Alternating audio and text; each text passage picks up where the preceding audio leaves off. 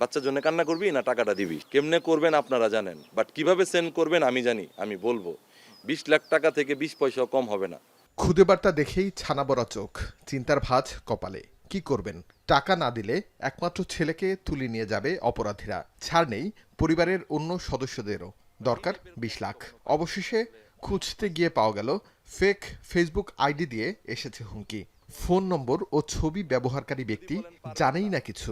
তাহলে হুমকি কে দিয়েছে? নর্মালি এই টাইপের মেসেজ গত 6 বছরও আসে নাই। প্রতিদিন 1-2 হাজার করে মেসেজ আসলো, 1 লাখ 1.5 লাখ মেসেজ এই পর্যন্ত আমি পেয়েছি। রিসেন্ট ঘটনা এবং দেখছেন এখন ছিনতাই কি পরিমাণ বেড়ে গেছে। এবার আসা যাক ফেসবুক হ্যাকিংয়ের ঘটনায়। গর্ভকালীন জটিলতা নিয়ে স্বামীর মেসেঞ্জারে পাঠানো ব্যক্তিগত ছবি ফোনে পাঠিয়ে হুমকি। টাকা না দিলে সামাজিক যোগাযোগ মাধ্যমে ছড়িয়ে দেওয়া হবে এই ছবি।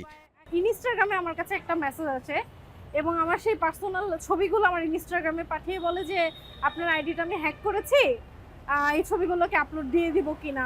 ঢাকা বিশ্ববিদ্যালয় পড়ুয়া রুশান সাইবার বুলিংয়ের শিকার হয়েছেন তিনি। পরিবার সমাজের ভয়ে যাওয়া হয়নি আইনের দোরগোড়ায়। অন্য কারোর সাথেও শেয়ার করলে আমি খুব জাজমেন্টের শিকার হইতাম, কজ ওখানে খুব ফ্লার্টি টাইপের টেক্সট ছিল। তো তারা বলতেই পারতো যে ওরকম মেসেজ আসার সাথে, তো যেহেতু আমি মেয়ে মানুষ তা আমাকে জাজমেন্টাল কথা শোনাই লাগতো। তা আমার কাছে তখন মনে হলো যে আমি যতটুকু প্রবলেমটা আমার কাছে যতটুকু মনে হচ্ছে তারা তো অতটুকু সিরিয়াসনেস দিয়ে এটা দেখবে না, বা আমি এটা সমাধান আলটিমেটলি পাবো না। কজ আরও মেজর সমস্যার সমাধান আইনশৃঙ্খলা বাহিনীর কাছে যাইলে পাওয়া যায় না। এবার নতুন গল্প।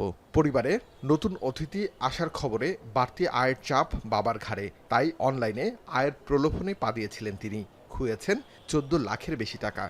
16 লাখের পুরো 20% টাকা, আরও 3,29,000 টাকা দিয়ে তারপর হচ্ছে আপনি পাসওয়ার্ড রিকভারি করতে পারবেন, এছাড়া করতে পারবেন না। তখন আমি বুঝতে পারলাম যে আমি আসলে ট্র্যাপে পড়ছি। টাকাগুলো আমি 2টা সিটি ব্যাংকে দিছি। একই প্রলোভনের ফাঁদে নিঃস্ব হয়েছেন অনেকেই। গভর্নমেন্টের একটা ট্যাক্স পেমেন্ট করতে হবে। আমার টোটাল টাকা হয়ে গেছে 102 লক্ষ টাকার মতো। ওই টাকাটার একটা 15% ট্যাক্স দিতে হবে, প্রায় 9 লক্ষ কত হাজার টাকা। কিভাবে প্রতারণা করেন অনলাইন অপরাধীরা সে হিসাব কষে দেখালেন কম্পিউটার সায়েন্স অ্যান্ড ইঞ্জিনিয়ারিং বিভাগের এই শিক্ষার্থী। ফিশিং অ্যাটাক আগে যেরকম অ্যাজ ইউজুয়াল হয়ে গেছিল, মানুষ ধরতে পারতো যে এটা ফিশিং অ্যাটাক। এখন অ্যাটাকটা একটু অ্যাডভান্সমেন্ট হয়ে গেছে এবং অ্যাডভান্সড হয়ে গেছে। যেমন ওটিপি বাইপাসের বিষয়টা আছে, আমি মাস মেইলের যে অ্যাটাকটা বললাম, এটা কিন্তু একটু অ্যাডভান্স টেকনিক। কোন ফাঁকফোকরে অপরাধীর বাস সে হিসেব আগেই কষেছেন কম্পিউটার বিশেষজ্ঞরা।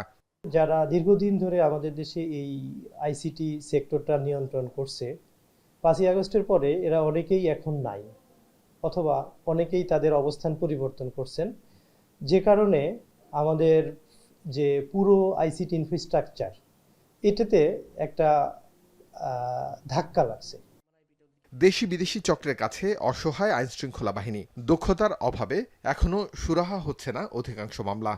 বাংলাদেশে 10,000-এর উপর প্রতারণা সংশ্লিষ্ট বিষয়ে অভিযোগ থাকলেও বা লক্ষাধিক জিডি থাকলেও যদি আইনের সঠিক প্রয়োগ এবং তদন্ত যদি না হয়, তাহলে কোনো অবস্থাতে কোনো প্রক্রিয়া, কোনো প্রকার কোনো নীতিমালা, কোনো আইন আসলে এই জাতীয় প্রতারণাকে ঠেকাতে পারবে না।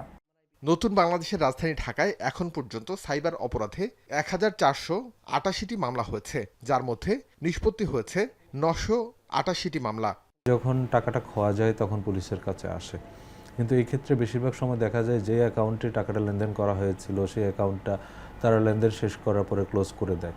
তখন ওই লোকটাকে ফাইন্ড আউট করা অনেক সময় সাপেক্ষ বিষয়। আর আসামি গ্রেফতার হয়েছে 59 জন। তবে অনলাইন প্রতারণার ফাঁদে সব হারানো মানুষের সংখ্যা এদেশে কম নয়। তাই লোভের ফাঁদে পা না দেওয়ার পরামর্শ আইনশৃঙ্খলা বাহিনীর। আরিফ হোসেন, এখন, ঢাকা। লিলি হালাল বিউটি সোপ, বিএসটিআই কর্তৃক সনদপ্রাপ্ত দেশের প্রথম হালাল বিউটি সোপ। দীপ্তিময় উজ্জ্বল ত্বকের জন্য।